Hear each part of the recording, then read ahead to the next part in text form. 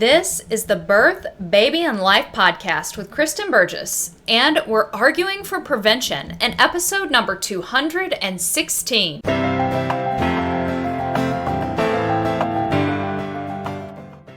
Hey mama, today we are doing a deep dive into looking at early detection versus prevention, and especially looking at that in the context of what you can do to stay healthy during pregnancy. If you don't know me, my name is Kristen. I am a pregnancy coach and I work with mamas all over the world. I help them to have an enjoyable pregnancy, to grow a really healthy baby, and prepare for a beautiful birth. I also work with mamas who are hoping to calm the chaos and to have a happy home full of happy, healthy kiddos. So with that, let's jump in and talk about this. I touched on this a little bit in previous episodes where I was talking about the difference in early detection versus prevention, and because I was talking in the context of, is pregnancy safe or not? So I did an entire episode because I feel like a lot of the narrative and rhetoric has been kind of trying to make this argument that pregnancy is inherently dangerous. And while I do believe that pregnancy represents a huge physiologic shift, I also believe that no matter whether you believe that God is a creator or nature as an evolutionary designer of some sort, neither one of those entities, whatever you believe, intended for pregnancy to be something that was a dangerous condition to mother and baby. However, there are conditions that I talked about on that episode that can occur during pregnancy or during birth or even postpartum that can be dangerous to mom and baby. And so I talked a little bit about the difference between early detection and prevention, especially in that context. And so I wanted to revisit that and do a bit of a deeper dive, because that concept is something that I think will serve you not only in your pregnancy, but also throughout your adult life, especially when we're in this place where there's a lot of monitoring or hope to detect things, but there's really not a lot of discussion on how to prevent them. And this is important to you as a mother as you're making choices for your children on their nutrition and their lifestyle. And it's going to be important for you as a woman as you grow older, and also for your loved ones, especially if you've got elderly parents or you and your partner are growing old together. All of these are things that are very, very, very important for you to know about. And that distinction, that differentiation is one of them. So I wanted to talk about, I've got notes as always to look at. So early detection is identifying an issue before it becomes a severe problem. And I am not arguing against early detection. I think that we need to have early detection. This is not an either or kind of thing. This is and we need to have it thing. So we do need to have early detection that is focused on figuring out, are there pregnancy complications happening, or in the broader scope of things, are we seeing signs of something like cancer or some other health issue? We want to have early detection there, but early detection is solely focused at looking for signs of a problem, a complication, a disease beginning before it's to what we would consider a severe point.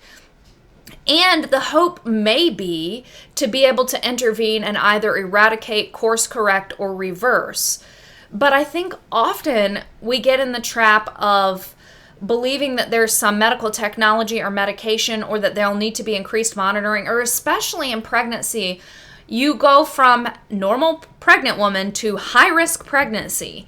And that brings a lot of burden on you as a mom. It brings a lot of stress, a lot of anxiety. It could bring more doctor's appointments, increased costs, those kinds of things. And I'm not saying that we shouldn't spend for mother's health. That's not what I'm saying at all. But I do believe that prevention could save money in needed monitoring and procedures and interventions that wouldn't have been needed if a different outcome had happened, if prevention had happened. So we do want the early detection, but the early detection often comes with, once the thing is detected, a woman is automatically high risk, and there's all kinds of things that are going to be rushed in. And sometimes, even with early detection, the disease course, the progression has started, whereas we could have prevented it from happening at all if we had looked at prevention. So prevention is looking at strategies to avoid the onset of problems at all. And this really seems to be foreign to the medical literature, or I I think that we see where there have been attempts at prevention, for example, with eating low-fat diets, with only lean proteins and lots of carbs. I think that that was an attempt at prevention, but I'm not sure that the discussion and the research was robust, or the bias was so strong that there couldn't be robust research done. So I think even when we seem to be open to prevention, there doesn't seem to be a variety, a vibrance, a diversity, that's a great word to use today, a diversity to the solutions that are looked into. It reminds me, and this is a little bit of a rabbit trail, but you'll have to forgive me. You're listening to my podcast, so you know me. I've been studying a lot about what cognitive science says about how children learn. And the cognitive science is then arguing for or against educational theories. And so one of the things that cognitive science is arguing for is that we walk back a bit from the disdain in education for teaching knowledge and facts. Like, because drill and kill and that sort of thing. And we've got all of the, Dickens characters and everything that were terrible and took all the joy out of school. But what cognitive science shows is that, sure, we can Google anything or everything, or we can ask ChatGPT anything or everything today, and we can get an answer. But those things are there in our working memory for just a moment, which is very finite and can only hold a few things at a time. Whereas when a child has been taught knowledge and facts, that stuff is in their long-term memory. And what happens when people have quite a bit stored up in their long-term memory is the brain is able to pull up things and make connections. And so a young person who has to Google everything is never going to be able to go on a walk and have these three separate concepts come together and bing, the proverbial light bulb over their head. And that moment of genius and innovation that we associate with creativity and problem solving. And also, young people need to know facts and basics and foundation before they can get to the point where they think like scientists or think like historians or whatever, right? So I wonder sometimes, is that what's going on in medical research? Like, are people not well read enough across a diversity of domains anymore for us to think in an innovative way? So we latch onto one thing, and I sound a little hypocritical with this because I'm going to come back to talk about nutrition, and y'all are like, well, Kristen, you're always latching onto nutrition. But nutrition is holistic, right? So bear with me. But I just wonder, do we not have the diversity and innovation to ask about different things, to look with curiosity at what's going on, and to explore in our medical research and in our scientific research, to explore these different things? And I know because I love research, I'm a research nerd, you do see a lot of studies and things where people are trying to look at innovative ways and figuring things out. But it seems like oftentimes we just stop with, this is the thing we research to try and understand the progression of a disease or a complication, for example, preeclampsia or peripartum cardiomyopathy in pregnancy. We try and understand the etiology of that disease, but are we really looking at what would ultimately prevent this to begin with? And how are all these other things like nutrition, like lifestyle, like these kinds of things playing into that? So I think that prevention is not only that early monitoring or that understanding, on a biophysiological level, how does the disease happen? How does it progress? How does it impact mother? How does it impact baby? But also that deep curiosity for what could really prevent this. And I think that there has definitely been some surface level looking at that, or looking at things like baby aspirin again for preeclampsia.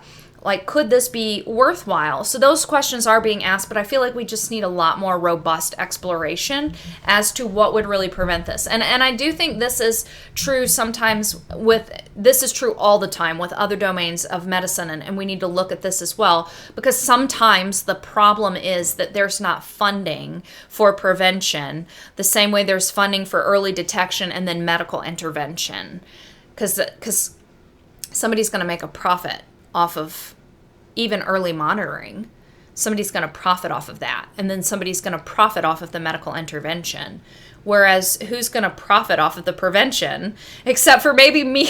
Maybe I'll profit a little bit if you do pregnancy coaching with me, because I will have taught you that sort of thing. Life coaches, maybe they benefit off of prevention, but really not And prevention, I'll tell you as a coach, prevention don't sell, baby. People need to be in acute pain, because otherwise they're like, oh, I'll just do it all on my own. Like, prevention doesn't sell. So I think that from a capitalistic perspective, that's a losing argument. But anyways, yeah, sorry for that little tangent. But I do think that we need to look at prevention and robustly researching it, even though there's some barriers to that. So early detection in pregnancy, I do believe, is critical. It is something that we should do. But I think way before we get to any of those tests, even in the preconception period, we can be asking ourselves, what can we do to optimize our baby's health? And I want to tread carefully here, because I don't want to imply that if a mother has a complication or has a baby with a congenital defect or some other issue, that that's necessarily her fault. But I also don't believe that it serves us as intelligent women in any way to stick our heads in the sand.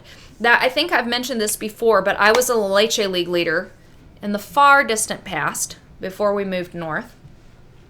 And one of the things I had a problem with the Leche League with was that you weren't allowed to really, you could talk about nutrition generally and that kind of thing, but you weren't allowed to say things like, your nutrition, the quality of your diet may impact the quality of your milk. You couldn't say that because the Leche League's policy was that that could cause guilt. And I don't know, maybe this is because I'm not neurotypical or whatever, but I would just really rather be told, these are steps you can take to have the healthiest baby, the richest breast milk, the smoothest birth possible. This is what we know. Here are steps you can take. Or if I've just bungled something, these are steps you can take in the future so that I can make sure it doesn't happen again. I would just, maybe it's a Band-Aid ripping off kind of moment, but I would just rather have that. And I think enough about women's intelligence and also most women's desire to do well by their babies to think about that. I was just talking to a friend, and she's got a grandbaby on the way, and it's her son's baby, and the woman that he's having the baby with, she's just not really taking great care of herself in the pregnancy because there's a lot of drugs and that kind of stuff involved. And so you can have situations where women are stressed out and where they're in crisis themselves, and it's harder for them to take care of their babies and themselves. But most women want to do everything they can. And as I shared a couple episodes ago, I'm coming from having my first baby in a single wide trailer, living well below the poverty line, paying cash out of pocket for my birth, doing what I can at the grocery store to make sure that I can stay on the brewer diet, right? It took a lot of effort, but to me that effort was worth it because I wanted to give my baby the best start possible. And I think that is genuinely the place where most mothers are at. And so I think we owe it to moms, to you, to your intelligence, to your intentionality as a mother, to just be up and straight with women. So we should absolutely talk about prevention. And I got off this rabbit trail talking about prevention in the preconception period. That there are things that you can do, changes that you can make. There are obvious lifestyle changes, like, for example, letting go of drugs and alcohol and smoking. Those are all good. I have not done an episode on cannabis use or drug use during pregnancy. I can do an episode on that if y'all want me to, but I will say that I feel like overall the research is not reassuring. And you could say that there's bias in the research, but I feel like the research is not reassuring, even for like recreational cannabis use. And that as a mom, my preference as a mother was always to say, let's just not do anything. And my comfort level as a pregnancy coach is also to advise moms. And I have had clients who have chosen to do like CBD oil and that kind of thing, or even have chosen to do edibles before bed for sleep because it's their choice. But my official position is let's just stop everything and let's look at other ways to support good sleep and healthy lifestyle and de-stress, because there's always alternative ways to soothe your nervous system and to deal with life that don't involve ingesting any substances that may impact your baby. So anyways, all of that is to say that in that preconception period, there's those obvious lifestyle changes that you can make, but there's also looking at your nutrition and really understanding it. Like, understanding nutrient density. And many women are trying to get pregnant later in life now, and they're being told that egg quality is poor and will you be able to get pregnant? And this also addresses all of those questions, because when you look at how to be optimally nourished as a woman, as you're preparing for conception to have a really healthy baby, then you can start to look at these things, and that will positively impact your egg quality. I did an entire class, the fertility class, brand new, newly researched class. I will link to it in the show notes. And that is just a great class to look at if you're really interested in what can I do preconception to get really healthy and to have a really healthy baby. So that is a preventative thing. And we actually know that many of the steps that you take preconception can help prevent things like morning sickness, which is thought of as kind of a standard thing. So there's so much that you can do. And another thing, this is the first class. I'm eventually going to revise Mama Baby Birthing, but this is the first class where I also really talked about quantum biology and its role in prevention and in boosting and enhancing health. So that's all in the fertility class as well. But also, once you're pregnant, there's much that you can do. There's so much that you can do with nutrition. You've heard me mention the brewer diet many times before. I am still a strong proponent of the brewer diet. I feel like personally what's best is for women to read Lily Nichols' book, Real Food for Pregnancy, and follow the brewer diet. Now, Lily doesn't really talk too much about the brewer diet. She kind of outlines her own guidelines, and I have total respect for her and her reasons for doing that. But I still feel like, especially for moms who want something more structured and clear, like I need to check boxes. If you're a type A woman like me, then the brewer diet will be really helpful for you.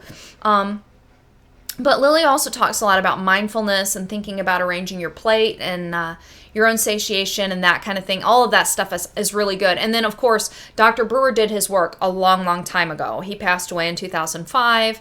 And Lily's work is very current and up to date. And so I think her work is really good. But looking at nutrition as your preventative is going to be the number one thing. I've actually come to believe, this is just a thought experiment for Kristen that I'm kind of coming to conceptualize things at. But I'm really starting to conceptualize this trifecta of prevention when it comes to pregnancy. And the first thing in the trifecta is 100% nutrition.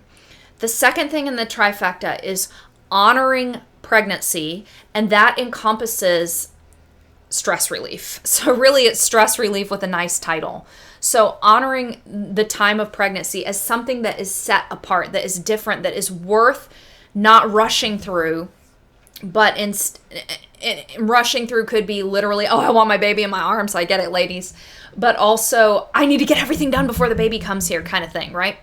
So it's this honoring and intentionally taking steps to reduce stress, because we see a lot more pregnancy complications in women who are struggling with chronic stress, or even you could argue systemic stress.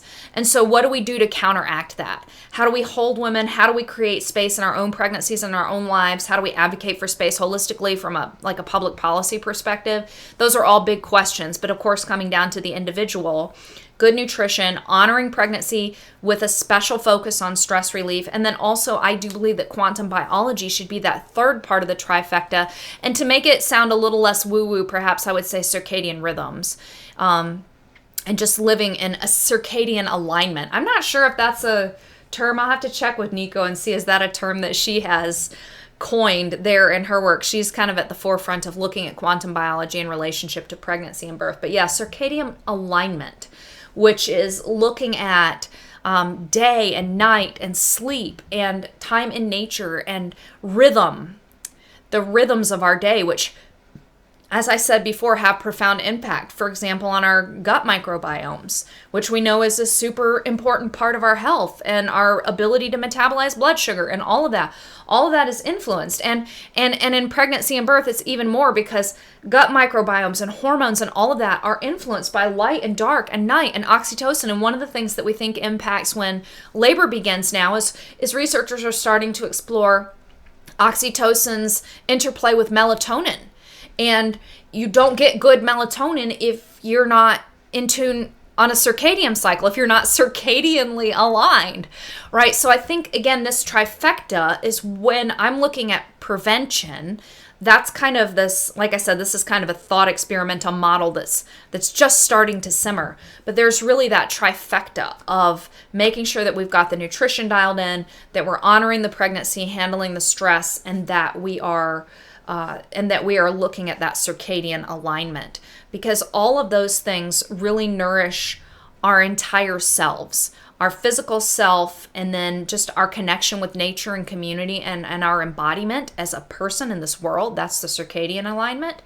And then also the honoring the pregnancy is honoring yourself as a person and as a woman, this transition and what you can and can't juggle and what you need to and don't need to juggle. I was talking with a business consultant, and she was really encouraging me to maybe step back from feeling bad about the fact that I'm not quite where I want to be with my business, but instead to just step back a little bit and look at where I really want my life to be, and be in alignment and be in more of a receiving energy than in a feeling like I have to push energy.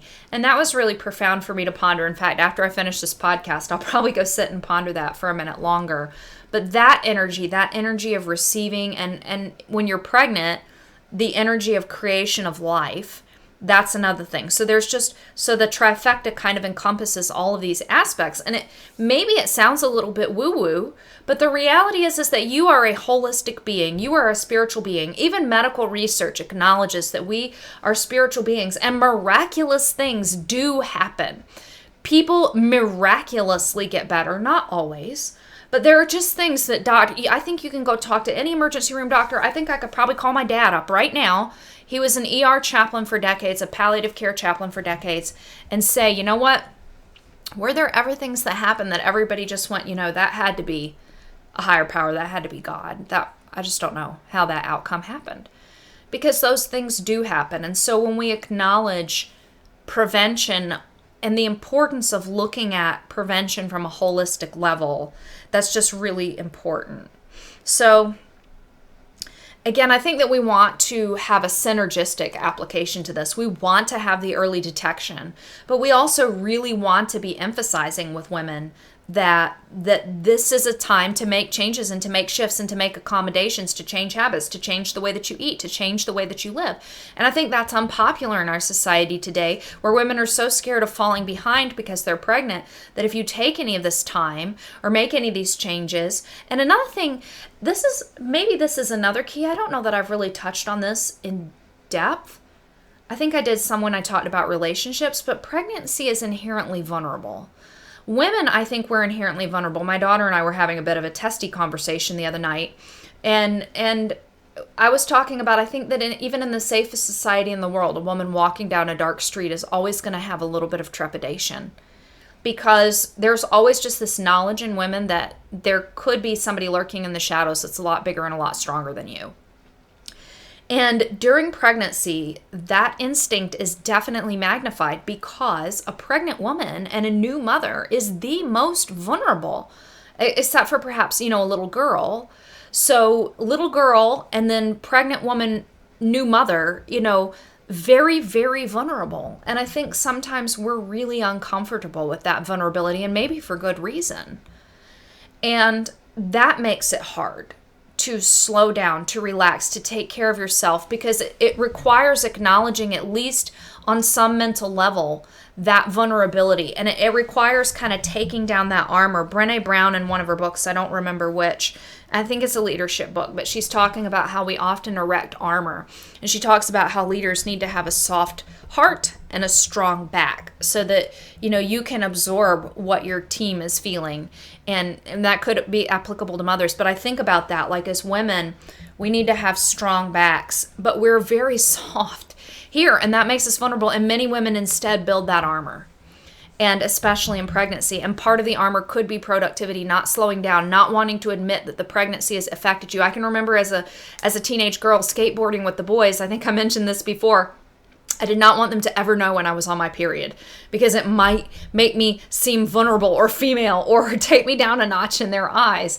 And I think sometimes there's that sense in pregnancy, especially if you're working in like a partnership or a firm or a business where, you're in competition with men or you're being evaluated, and you don't want to seem like there's any of that vulnerability or that you need any kind of accommodation.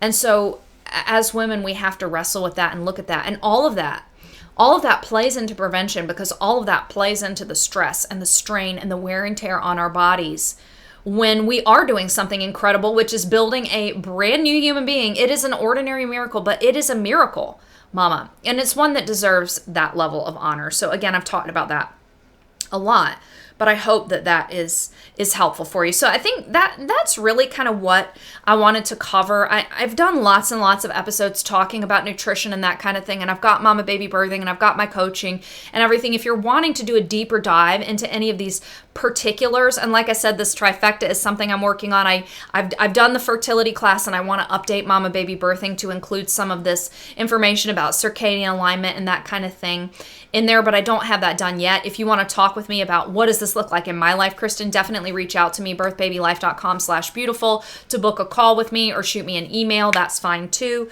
But really, we want to look at not just early detection, but also that prevention. And that's what we were really looking at. And I'm arguing and making the case for what does prevention look like? How do we proactively undertake that prevention? And like I said, the particulars I've covered here and there and all over the place. Mama Baby Birthing is probably the most concise place to go get started if you want to get started right now. But if you're not pregnant yet, start with the fertility class. I'll link with both of those below, or just reach out to me and say, Kristen, hey, give me some guidance here, and I'll lead you in the right direction. But I think that what we want to do is we want to consider the ability or the benefits of screening. And do we want screening? That goes back to what we talked about in the last episode with informed consent, informed decision making, is do we want that screening? What are the implications of that screening? And could that be a good idea? But we also ideally want to look at prevention first. So it's not an either or, it's an and. And also always looking at that informed decision making, and is this right for me? And I hope that every mom decides that prevention is right for her. So with that, I think that we will wrap up, and I will plan to talk with you next week. I think next week we're going to talk about the effect of babies on mother's health. And we've touched on this bits here and there in the episodes. And again, I just thought, let's do a deep dive episode. So we're going to dive deep into the effect of babies on women's health in the next episode. I hope that you have a blessed week, and I will talk with you next week.